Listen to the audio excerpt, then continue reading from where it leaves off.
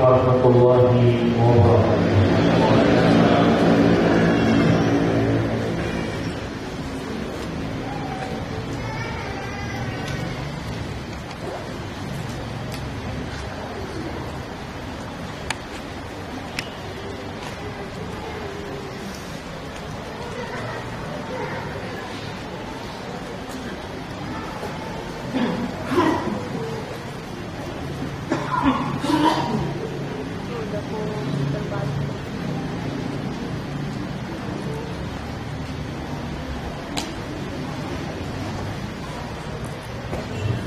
Innal hamdalillah nahmaduhu wa nasta'inuhu wa nastaghfiruh wa na'udzu billahi min shururi anfusina wa sayyiati a'malina man yahdihillahu fala mudilla lahu wa man yudlil fala hadiya lahu ashhadu an la ilaha illallah wahdahu la sharika lahu wa ashhadu anna Muhammadan 'abduhu wa rasuluh.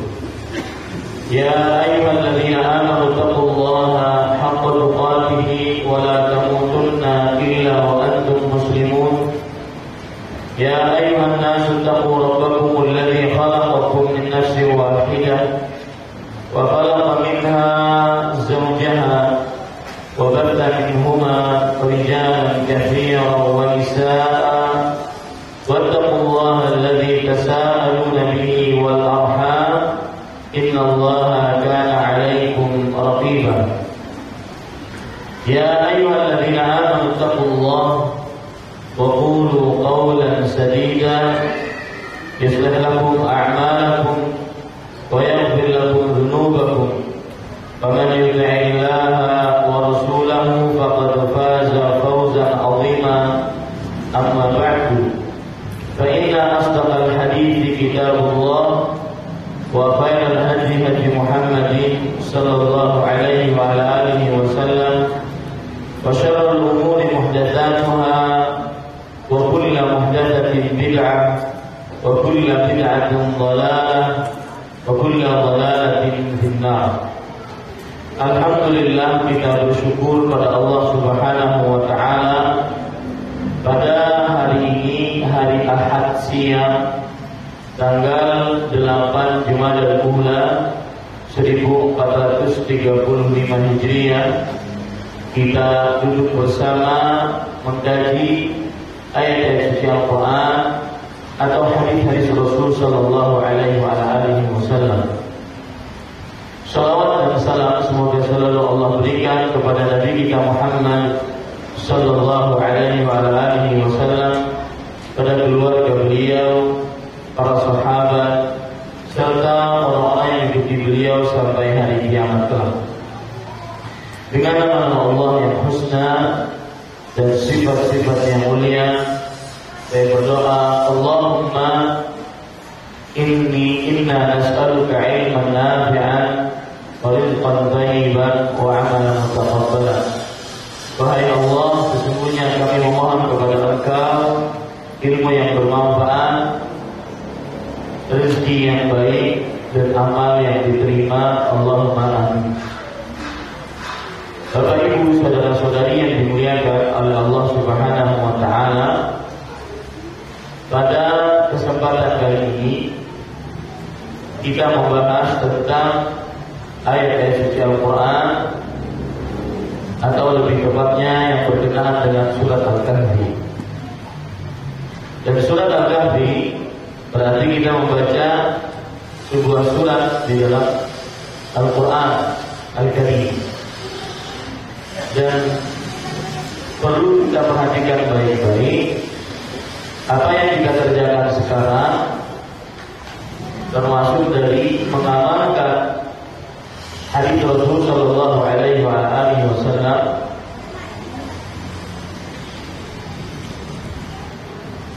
termasuk dari mengamalkan hadis Rasul sallallahu alaihi wasallam, yaitu Rasulullah sallallahu alaihi wasallam bersabda dalam hadis riwayat Imam Muslim, "Majtama'a qaumun fi baitin min buyutillah yatluna kitaballah wa yatadarasuna bainahum illa hafathumul malaikah malaikah wa ghashiyatuhumur rahmah wa nazalat 'alaihimus sakinah wa haffat.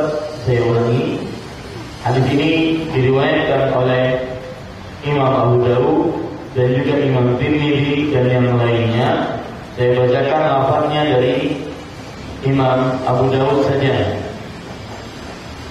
yaitu Rasulullah sallallahu alaihi wasallam bersabda, "Majtama'a qaumun fi baitin min buyutillah yatluna kitaballah wa yatadarasuna bainahum illa nazalat 'alaihimus sakinah wa ghashiyatuhumur rahmah wa hafathumul malaikah wa dzakarahumullahu fi man 'indah." Artinya, tidaklah suatu kaum berkumpul di dalam salah satu rumah dari rumah-rumah Allah Subhanahu wa taala. Mereka membaca ayat-ayat suci Al-Qur'an dan memahamkannya di antara mereka. Malaikat turun kepada mereka ketenangan dan rahmat kasih sayang meliputi mereka. Para malaikat menyelimuti mereka dan Allah Subhanahu wa taala menyebutkan mereka di sisinya. Tema kita pada kesempatan kali ini adalah beberapa faedah dari surat Al-Kahfi. Berarti yang perlu kita syukuri, Allah Subhanahu wa taala menakdirkan untuk kita pada kesempatan kali ini adalah berkumpul di masjidnya sebagaimana yang disebutkan dalam hadis. Berkumpul di rumah-rumah Allah, kemudian membaca Al-Quran, kemudian kita pelajari. Subhanallah, ini nikmat sekali. Jadi ketika kita mempraktekkan nikmat, mempraktekkan apa yang ada di dalam hadis Rasulullah SAW, itu terasa sangat luar biasa nikmatnya. Di dalam suatu kaum berkumpul di salah satu rumah Allah, ini rumah Allah sekarang, membaca kitab Allah. Kita mempelajari sekarang adalah tafsir atau faedah-faedah dari surat Al-Kahfi. Wa yatadarasuna bainahum, dan mereka mempelajari kitab Allah tersebut di antara mereka. Apa ganjarannya? Nazalat 'alaihimus sakinah, diturunkan pada mereka ketenangan. Wa ghashiyatuhumur rahmah, rahmat kasih sayang dari Allah akan menyelimuti mereka. Wa hafathumul malaikah, para malaikat akan menaungi mereka dengan sayap-sayapnya.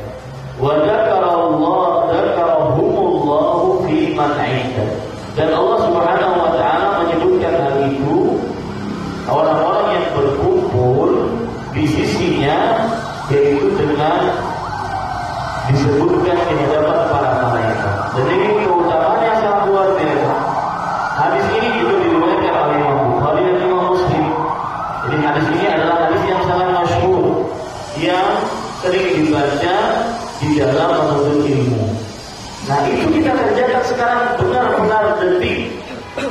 Kita duduk di majelis ilmu di dalam rumah Allah, mempelajari tafsir dari surat Al-Kahfi, maka rasakanlah apa yang Rasulullah SAW sebutkan. Itu 4 perkara yang disebutkan oleh Rasulullah SAW.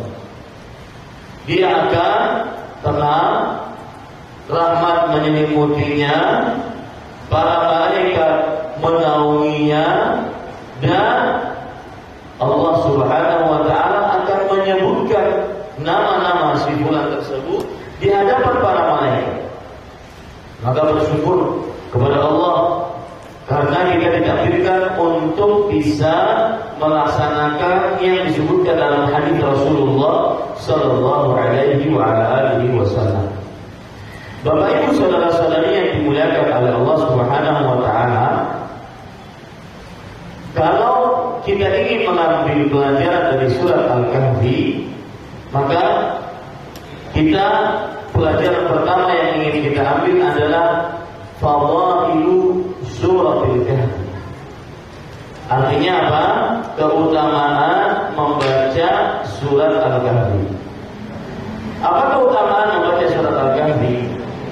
Keutamaan yang pertama yaitu, saya sebutkan keutamaannya dulu baru hadisnya ya. Keutamaan yang pertama yaitu mendatangkan ketenangan.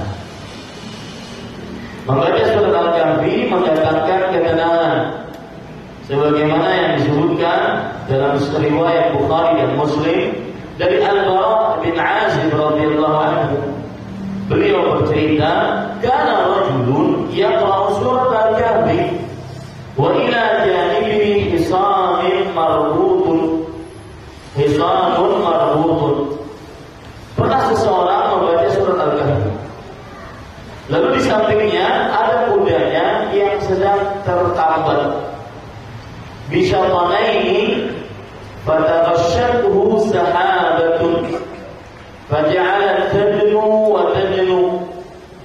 Dengan dua tali ikatan tambat, maka lalu datanglah awan.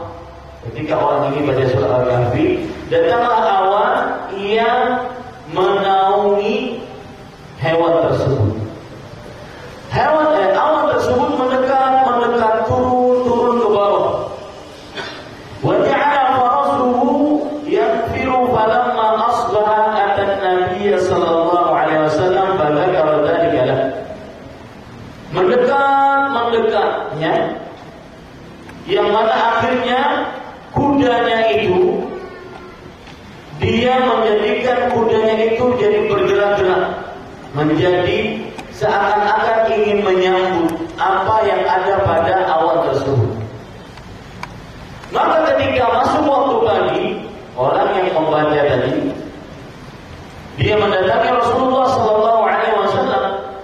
Kemudian dia menyebutkan cerita tersebut, bahwasanya dia membaca surat Al-Kahfi, kemudian ada hewan kuda yang tertambat di sampingnya, datanglah awan yang semakin turun. Kata Rasul sallallahu alaihi wasallam, tilka sakinatu tanazzalat bil Qur'an. Itu adalah ketenangan yang turun disebabkan membaca Al-Qur'an. Tetapi disebutkan di sini perkara surat Al-Kahfi, menunjukkan bahwasanya membaca Al-Quran dan surat Al-Kahfi, bagian dari Al-Quran, itu termasuk daripada mendatangkan ketenangan. Maka apabila kita punya permasalahan, punya problem yang membuat hati kita risau, resah, silakan baca surat Al-Kahfi. Kalau tidak hafal, silakan ambil air wudu, kemudian ambil mushaf, baca surat Al-Kahfi. Buktikan hadis ini niscaya akan mendatangkan ketenangan.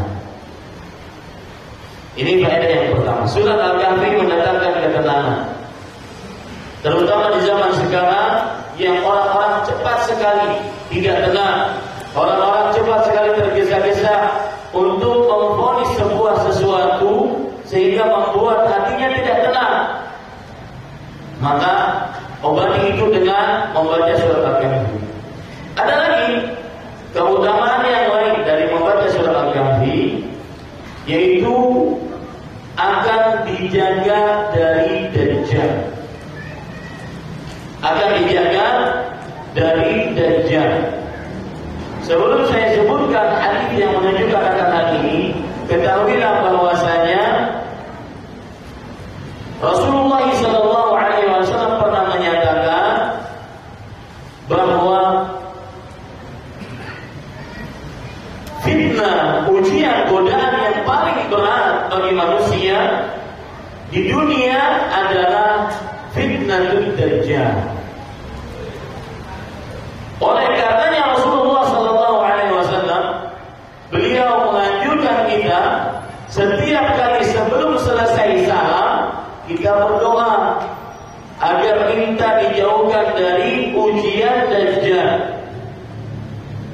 Bayangkan Bapak Ibu saudara-saudari, ada seorang manusia yang diberitahu oleh Rasulullah namanya Dajjal, karena dia adalah tukang dusta, pembohong besar, yang mana dia memiliki surga. Tetapi surganya Dajjal adalah nerakanya Allah Subhanahu wa ta'ala.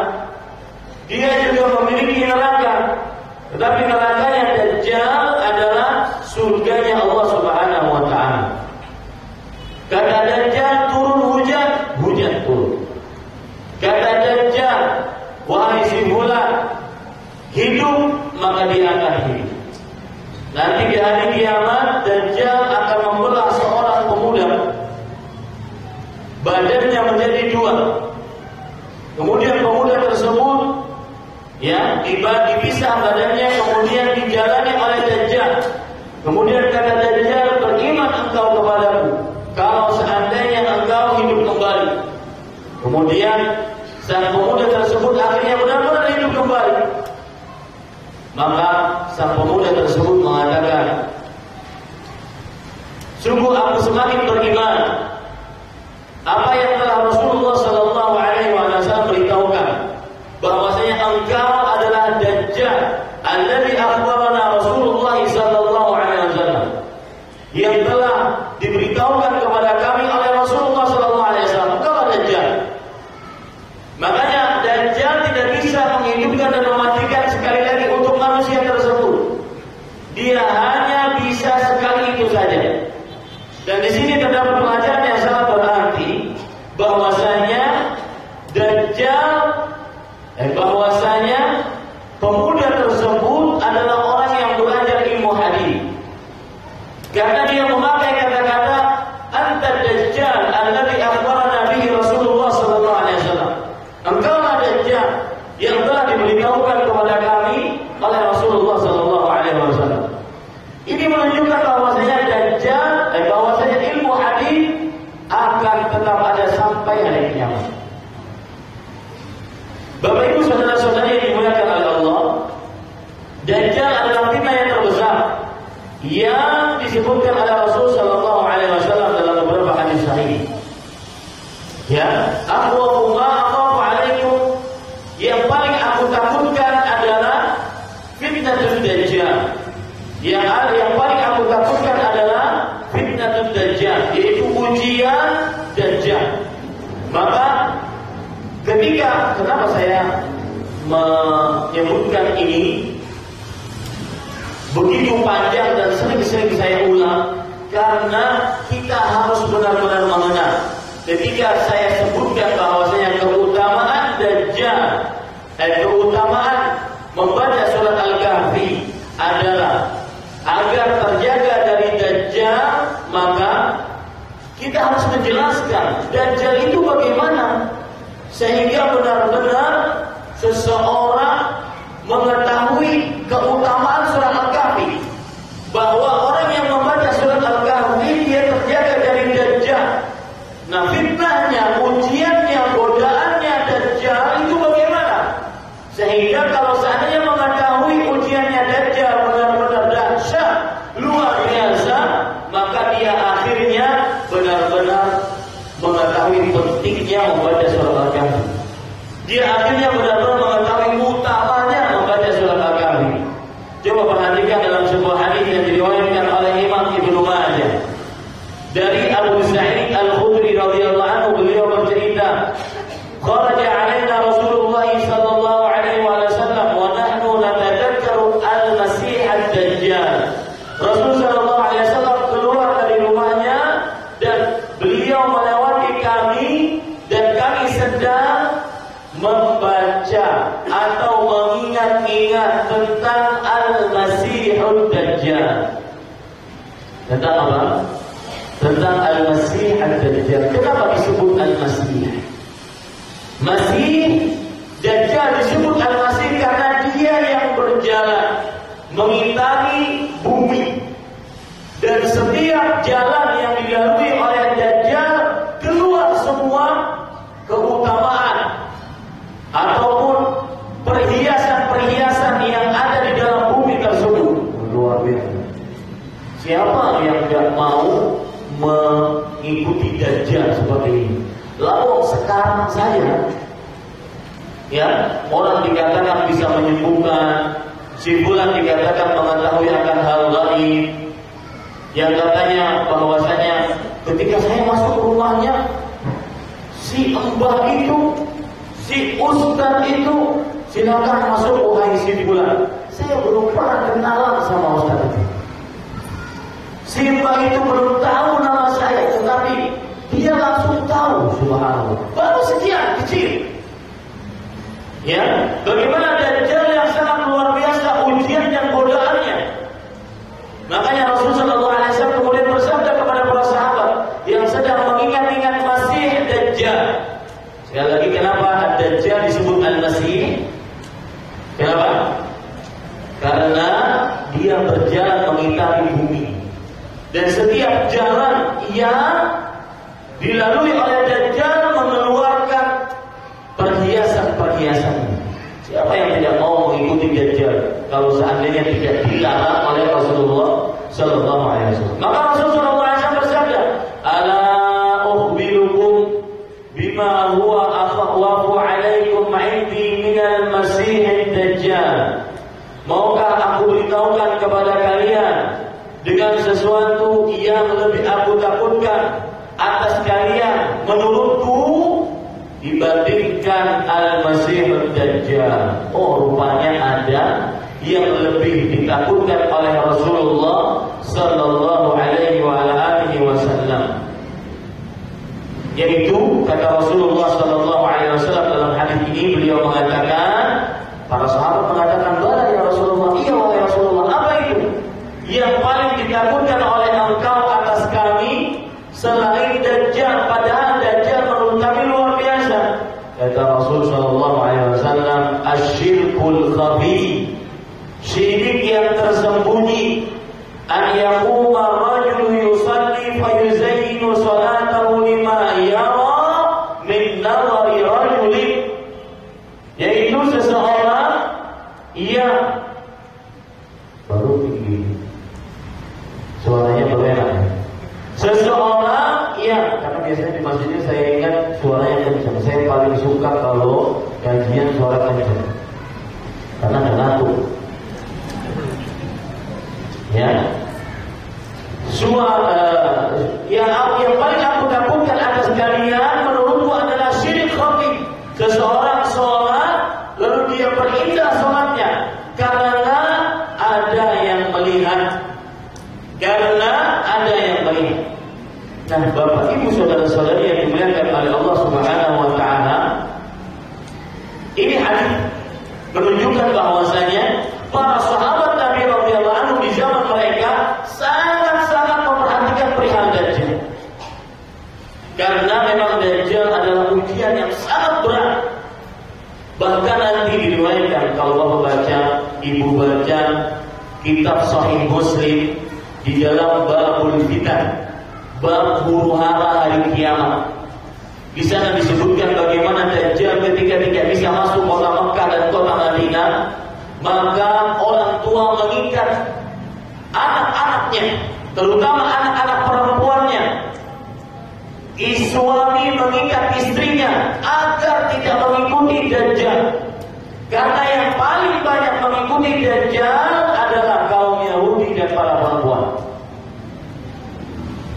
Ya, ini para ikhwan, Bapak Ibu, saudara-saudari yang dimuliakan oleh Allah Subhanahu wa taala. Dalam hadis riwayat Imam Tirmidzi, Rasul sallallahu alaihi wasallam pernah bersabda, "Ghairud Dajjal akhwafu li 'alaikum.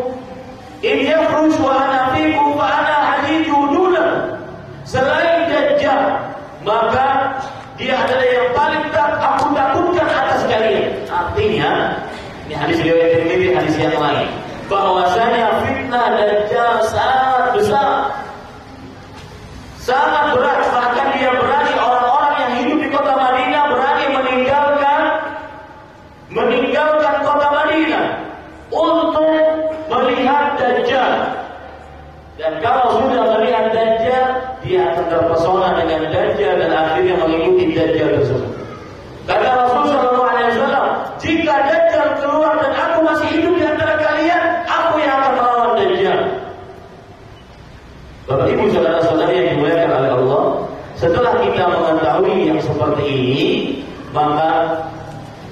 disinilah letak keutamaan membaca surat Al-Kahfi.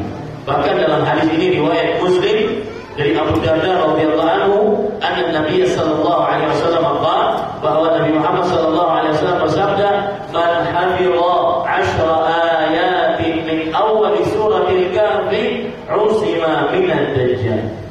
Barang siapa yang membaca 10 ayat dari surat Al-Kahfi, maka dia akan dijauhkan, dia akan dijaga. Saya ulangi, barang siapa yang menghafal 10 ayat dari awal surat Al-Kahfi, dia akan dijauhkan dari Dajjal, dia akan dijaga dari Dajjal. Ini keutamaan membaca surat Al-Kahfi. Kemudian yang kedua, keutamaan membaca surat Al-Kahfi, hadis diriwayatkan oleh Imam Hakim dari Abu Sa'id Al-Khudri radhiyallahu anhu. Keutamaannya sebelum saya bacakan hadisnya, bahwa orang yang membaca surat Al-Kahfi dari mulai awal sampai akhir, dia baca surat Al-Kahfi tersebut sebagaimana Allah Subhanahu wa taala menurunkannya kepada Nabi Muhammad sallallahu alaihi wasallam. Artinya dia baca dengan baik, makhrajnya benar, kemudian ucapannya benar, maka dia akan mendapatkan cahaya pada hari kiamat. Sejarah apa cahayanya? Dari mulai tempat dia baca sampai Mekah. Kalau bacanya di Bintaro, Petra, dari mulai sini sampai Mekah, itu berapa meter cahayanya? Ya, ini sangat luar biasa. Keutamaan membaca surat Al-Kahfi, Ustaz, luar biasanya dari mana? Cuma cahaya doang. Maka saya sering mengatakan, salah satu yang sangat dibutuhkan oleh manusia nanti pada hari kiamat adalah cahaya. Ada 5 hal yang akan sangat dibutuhkan oleh manusia pada hari kiamat. Yang pertama, cahaya. Yang kedua, naungan. Yang ketiga, air telaga. Yang keempat, syafaat. Yang kelima, petunjuk. Semuanya ini sangat dibutuhkan oleh manusia nanti pada hari kiamat. Berbicara tentang cahaya, sebelum saya bacakan hadisnya, biar Bapak Ibu tahu bahwasanya memang surat Al-Kahfi itu utama karena mendatangkan cahaya. Dari sisi mana cahaya utama tersebut? Perhatikan baik-baik. Rasulullah Shallallahu Alaihi Wasallam pernah menjelaskan bahwasanya kita, atau Allah Subhanahu Wa Taala menjelaskan dalam surat Al-Maryam ayat 71 sampai 72. Perhatikan baik-baik. Allah berfirman, "Wa in minkum illa wariduha kana 'ala rabbika hatman maqdiyan." Artinya, dan tidak ada di antara kalian kecuali akan akan menjalani sirat, akan mendatangi jembatan yang terbentang antara neraka jahanam dengan surganya Allah Subhanahu wa taala. Jembatan tersebut di bawahnya neraka jahanam. Kalau melewati jembatan tersebut, maka dia akan masuk surganya Allah Subhanahu wa taala. Maka semua dari kita akan melewati ini. Abdullah bin Abbas sebagaimana disebutkan dalam tafsir Imam Al-Ghazali menyatakan bahwasanya makna al-wurud al-maji, makna dari mendatangi al-wurud dalam bahasa Arab maksudnya adalah menemui, melewati. Jadi pasti semua dari kita tidak akan terlewat, siapapun orangnya akan melewati sirat, akan melewati jembatan yang di bawahnya neraka jahanam. Itu pasti. Yang belum pasti ayat selanjutnya, surat Maryam ayat 72. Tsumma nunajjil ladzina taqaw wa nadharu adh-dhalimina fiha jithiya. Kemudian kami selamatkan orang-orang yang bertakwa dan kami biarkan orang-orang itu. Ini yang belum pasti. Kalau tidak salah ada seorang sahabat yang disebutkan oleh Imam Ibnu Katsir, riwayatnya Abdullah bin Rawahah, kalau tidak salah. Beliau pernah berpangkuan dengan istrinya, dan ini sepertinya menjadi kebiasaan dan termasuk dari kebiasaan Rasulullah dengan istri, dan diikuti oleh para sahabatnya, yaitu berpangku dengan istri, tidur di pangkuan istri. Ayo, berapa kali kita seperti itu? Apakah cuma ketika honeymoon? Maka coba yang sudah lama, mungkin yang sudah ubanan, pangku dengan istrinya. Aduh, geli Ustaz. Ya, kok geli? Ini termasuk Rasulullah SAW meninggal dalam keadaan dipangku oleh siapa? Aisyah. Bahkan beliau mengatakan, Aisyah bercerita, mata Rasulullah sallallahu alaihi wasallam baina nahri.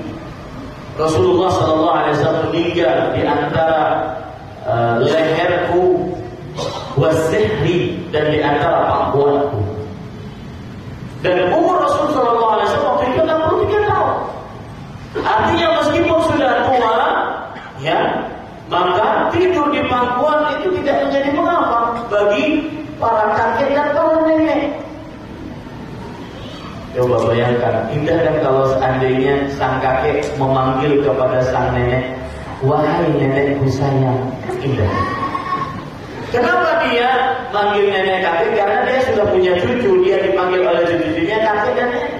Kenapa panggilan sayang itu hanya ada ketika malam pengantin, ketika masih muda, bulan-bulan pertama?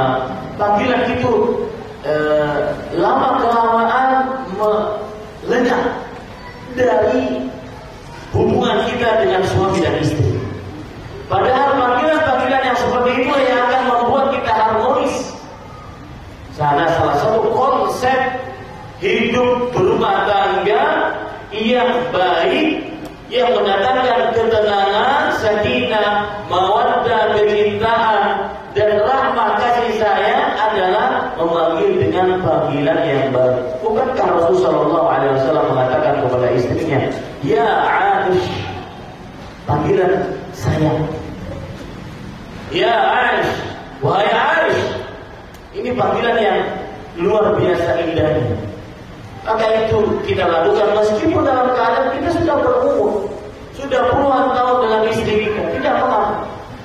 Nah, kemudian para yang dirahmati oleh Allah Subhanahu wa taala, kembali kita ke permasalahan tadi, bahwasanya Abdullah bin Rawahah radhiyallahu anhu tidur di pangkuan istri. Kemudian beliau menangis. Sang istri, ketika sang suami menangis, apa yang dilakukan oleh sang istri? Ya, lihat, langsung mempunyai sikap tegak rasa. Ini juga konsep harmonis berumah tangga, yaitu tegak rasa antara suami istri. Ketika suaminya yang ada di pangkuannya menangis, dia langsung menangis, ikut-ikutan menangis. Maka amalkan ini, wahai pasangan suami istri, bapak ibu sekalian. Tegak rasa antara suami istri. Kapan istri kita menangis, sedih, kadang-kadang mungkin kecapean, maka kita harus tegak rasa. Mungkin memang seorang suami ingin ketika dia pulang kerja, sudah capek dari luar rumah, dia disambut oleh istrinya, ataupun dia disediakan makan, minum, dan semisalnya, ingin pokoknya disambut, walau hanya dengan senyuman.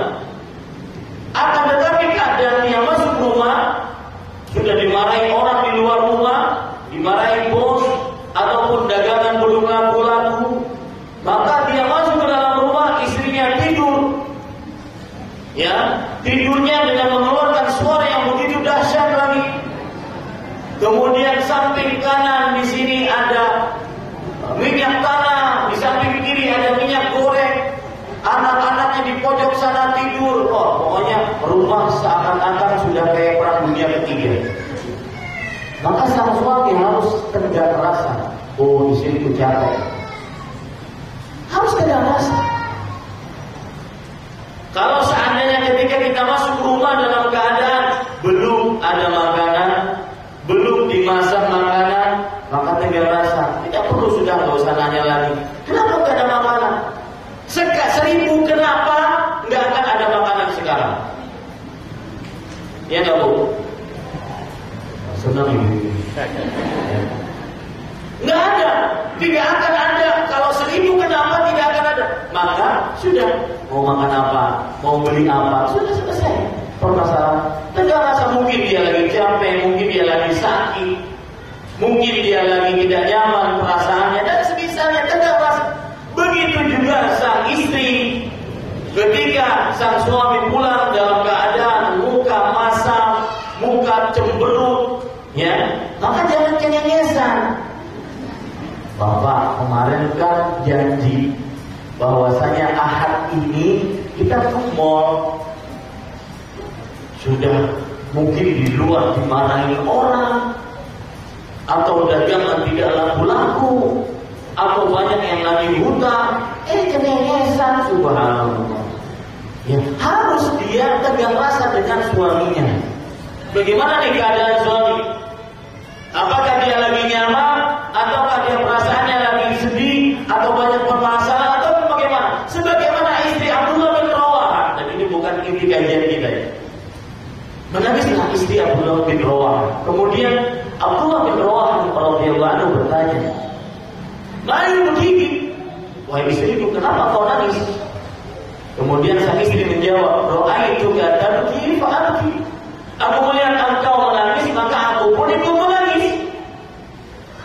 Maka Abdullah bin Rawaha mengatakan, "Ukhbirna bi anna wariduha." Ini konsep juga dalam berumah tangga agar harmonis, saling mengingatkan akan kehidupan akhirat.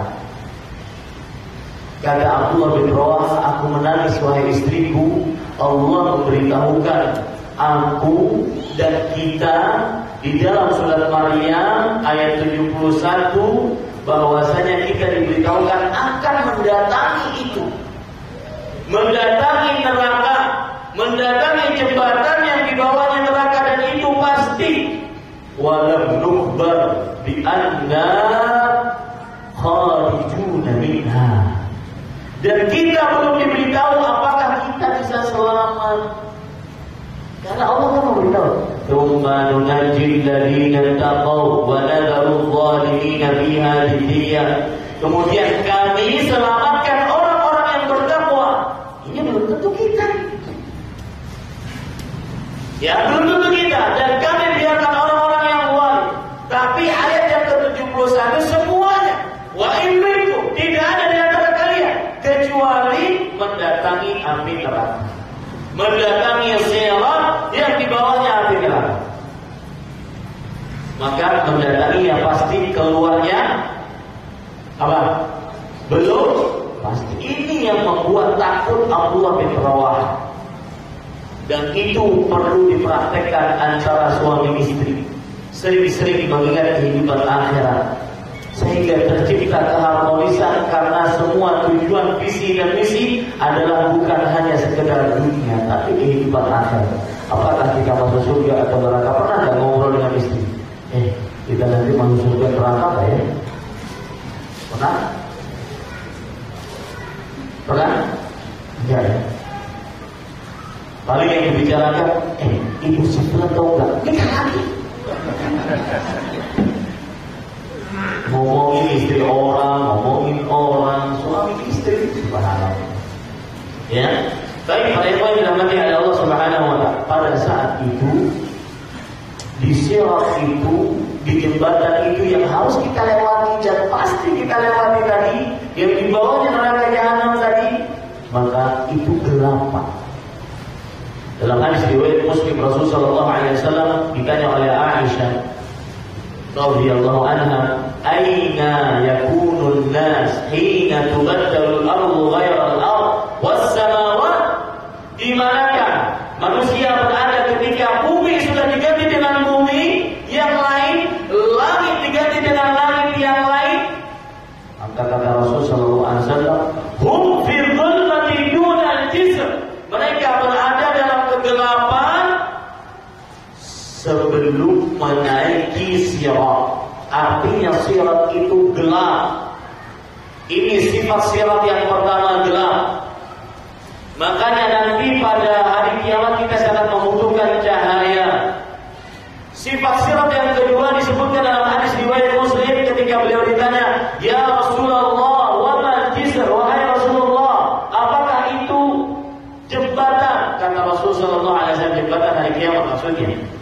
Apa itu jembatan? Kata Rasul sallallahu alaihi wasallam, "Al-jisru dahrul mazillah." Jisr adalah jembatan yang becek, berair. Mazillah menggelincirkan. Wa fi hafadaihi kalalib wa hasad. Di samping-sampingnya ada besi-besi bengkok pengait. Umirat bi akli man umira bihi. Diperintahkan untuk mengait orang-orang yang diperintahkan untuk dikait. Dari hadis tadi kita ambil beberapa pelajaran tentang jembatan sirat yang akan kita lewati. Pertama, gelap keadaannya. Yang kedua, becek. Yang ketiga, menggelincirkan. Yang keempat, di samping-sampingnya ada besi-besi bengkok pengait yang diperintahkan oleh Allah untuk mengait orang-orang yang diperintahkan untuk dikait. Tentunya sesuai dengan amal ibadah. Kemudian yang kelima disebutkan dalam hadis riwayat Imam Ibn Hibban bahwasanya Abu Sa'id Al-Khudri mengatakan, "Balagani anna al-jisra adaqqu min asy-sya'ri wa ahaddu min as-sayf." Sampai kepadaku kabar riwayat bahwasanya bahwasanya jembatan itu lebih tipis dari rambut dan lebih tajam dari pedang. Ada pun riwayat yang mengatakan bahwasanya jembatan pada hari kiamat adalah seperti rambut dibelah 7. Nah, ini saya belum dapatkan. Yang ada riwayatnya adalah lebih tipis dari rambut, lebih tajam dari pedang. Jadi berapa sifat itu siratnya? Ada 6. Ya, ada 6 sifat dalam keadaan gelap. Ada Ustaz waktu itu ketika saya ngisi kajian, ada beliau hadir juga Ustaz. Salah seorang Ustaz, beliau menambahkan, "Ustaz, tambah lagi kalau seandainya poligami gak adil, jalannya gimana?" Mirip ya. Ya. Kita sekarang berbicara tentang cahaya. Dalam hadis riwayat Imam Baihaqi, Abdullah bin Mas'ud meriwayatkan, "Yuhsyarun nasu yaumal qiyamah." Manusia akan dikumpulkan oleh Allah pada hari kiamat. Kemudian lanjutkan hadis yang panjang, saya potong. Kemudian Rasulullah sallallahu alaihi wasallam bersabda, setiap orang diberikan cahaya sesuai dengan amalnya masing-masing. Faminhum man yu'ta nuruhu mithlun nakhlah. Ada orang yang diberikan cahaya sesuai seperti pohon kurma besarnya. Dia ini pada bagian kanannya. Ya, dia diberikan cahaya seperti pohon kurma di bagian kanannya. Wa minhum man yu'ta nuruhu dunadan. Ada orang yang diberikan cahaya yang kurang dari besarnya pohon kurma di samping kanannya. Ini untuk apa cahaya? Untuk jalan di atas sirat yang tadi sifatnya gelap, licin, becek, menggelincirkan. Di samping-sampingnya ada besi-besi pengait, di bawahnya neraka jahanam, lebih tipis daripada pedang, lebih tipis dari rambut, lebih tajam daripada pedang. Itu cahaya digunakan untuk jalan di atas sirat. Makanya saya katakan yang paling dibutuhkan salah satunya nanti pada hari kiamat adalah cahaya. Ada lagi, wa minhum man yuqalu mithlul jabal. Di antara seseorang ada yang diberikan cahaya seperti gunung. Wa minhum man yuqarruhu fawqa dzalik. Dan di antara ada orang yang diberikan cahaya lebih besar daripada gunung di depannya. Cahayanya sebesar gunung. Kemudian hatta yakuna akhir man yuqarruhu fi ibhami qadami. Sampai ada orang yang diberikan cahayanya sebesar jempol kaki. Cahaya sebesar jempol kaki. Itu pun kalau hidup terus. Yudhi'u marratan wa yaqfa'u marratan. Kadang hidup, kadang mati. Maka akhirnya Allah berfirman, "Undu ala qadri nurikum." Maka jalanlah kalian melewati sirat tersebut sesuai dengan cahaya yang kalian miliki. Subhanallah. Maka ada orang yang jalan seperti kilat, ada orang yang jalan seperti angin mengalir, ada orang yang jalan seperti menaiki onta, menaiki kuda, ada orang yang jalan seperti berlari, ada orang yang jalan, ada orang yang jalan ngesok. Ya. Sedangkan tadi hatta yakuna akhiraman yuqarru fi ibhami qadam. Sampai orang yang terakhir yang tadi diberikan cahayanya sebesar jempol kakinya. Kata Rasulullah SAW, bagaimana orang asing ini jalannya? Ya, kata Rasulullah SAW, ta'allaqat yadun wa takhirru yad. Kadang tangannya bergelantungan, kadang tangannya bisa dia jalankan dengan kakinya, kadang kakinya terpeleset, kadang kakinya tergelantung. Kalau terus seperti ini, apalagi ditambah tadi laki-laki poligami tidak adil. Jempolnya apa? Cahaya sejempol kaki. Habis itu kadang-kadang mati, kadang-kadang hidup. Matinya lebih banyak lagi. Apaan yang pengen? Padahal di samping-sampingnya ada besi-besi pengait. Di sini makanya jangan pernah meremehkan surat Al-Kahfi. Sangat penting. Rasulullah SAW bersabda dalam hadis riwayat Imam Hakim dari Abu Sa'id Al-Khudri, "Man qara'a surat Al-Kahfi kama unzilat, kanat lahu nuran yaum al-qiyamah min maqamihi ila Makkah." Artinya, barang siapa yang membaca surat Al-Kahfi, dan ini prestasi, Pak. Coba saya sering mengatakan di dunia itu bikin prestasi bukan untuk kita ria, bukan untuk kita perlihatkan kepada orang, kita sendiri aja bikin prestasi. Alhamdulillah saya setiap hari Jumat baca surat Al-Kahfi. Alhamdulillah surat ini tidak pernah saya terlewatkan darinya. Alhamdulillah setiap tahun saya bisa hatam Quran. Ini prestasi. Ya. Coba tanyakan pada diri kita, apa sih yang kita bisa punya prestasi dalam perihal ibadah? Karena kalau prestasi dalam perkara dunia itu tidak ada perbandingan, artian tidak ada bedanya antara muslim dengan kafir.